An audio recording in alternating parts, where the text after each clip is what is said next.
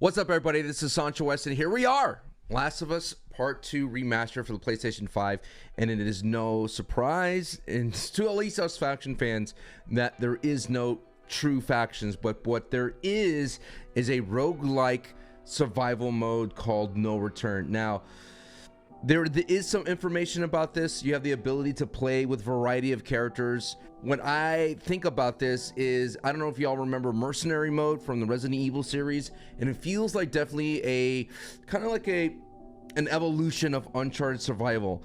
The most interesting thing about this is the ability to play with everybody on the roster, just like mercenary mode.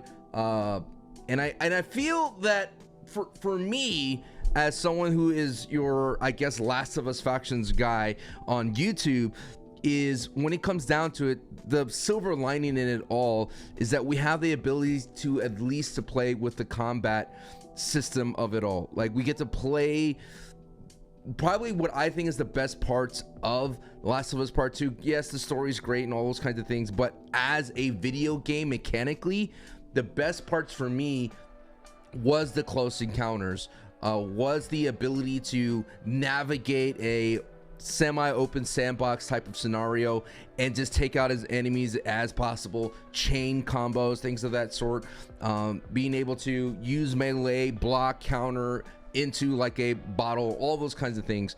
But what I find is, I still think the factions or whatever they have, the one that was sent to San Francisco, is alive. I am happy that they added this to it. This will definitely give me content to do things if you're somewhere out there. Where is Sancho's Last of Us factions content? Well, at least I'll provide some Last of Us content, considering that there's going to be daily challenges as well. Daily runs, I think is what they call it. And you're going to have the ability to unlock costumes and different things and traits, and every character is different. I mean, you're gonna have all the awesomeness of, I feel that's gonna be so exciting to feel every character be different, which is kind of cool. It's like I mentioned, the only thing it keeps drawing to is the mercenary mode. That's what I love so much about Resident Evil 3, is the ability just to have fun and just enjoy the combat mechanics of the game. Where this is gonna go, I don't know. What's gonna happen to Last of Us standalone, I don't know. A lot of people like to ask me these things when they come by the lives, and also one other thing I want to address as well. So many people have been asking, where's the Last of Us content and things of that sort. Like I mentioned before, dude, I've made over like hundreds and hundreds of videos on Last of Us factions. I try to revitalize it. I try to bring it back. I would make a couple of runs, like a 3-episode run, and it's just for the time required and for the amount of effort. And at the same time, it's just retreading old things.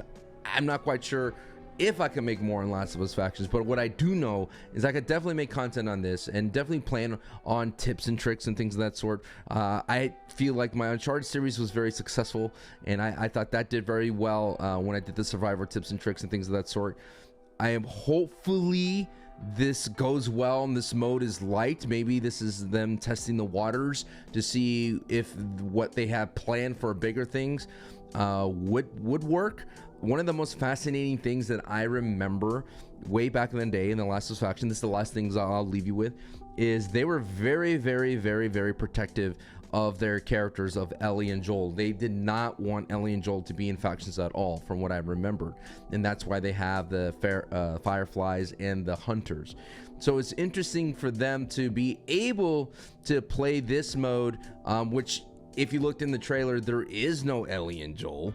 From what I've seen, I'm not quite sure they are going to be playable, but I do like the idea of not being so attached to the secondary characters, to be able to enjoy their runs and their personalities and their play styles, which I think is going to be the most interesting. This looks like one of the most last things is it's roguelike. So does that mean the locations are roguelike or the enemies are roguelike? It's one of those hot words that a lot of gaming companies like to throw around. It's roguelike. Is this procedural? Is it just like, hey, one time there's going to be a bloater and a couple of runners, and next time is not going to be a bloater?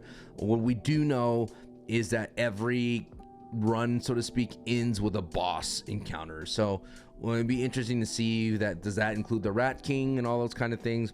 I don't know. I'm just happy to be able to play The Last of Us again. I'm very I'm the kind of guy, I don't know if you are out there, if you're watching, are you the kind of person that likes to play the storyline once and they're good? I played The Last of Us 1 once, and I tried to play the remastered on PC, and I played the Last of Us Part 2 once and I'm good. But I did play a lot of the encounters.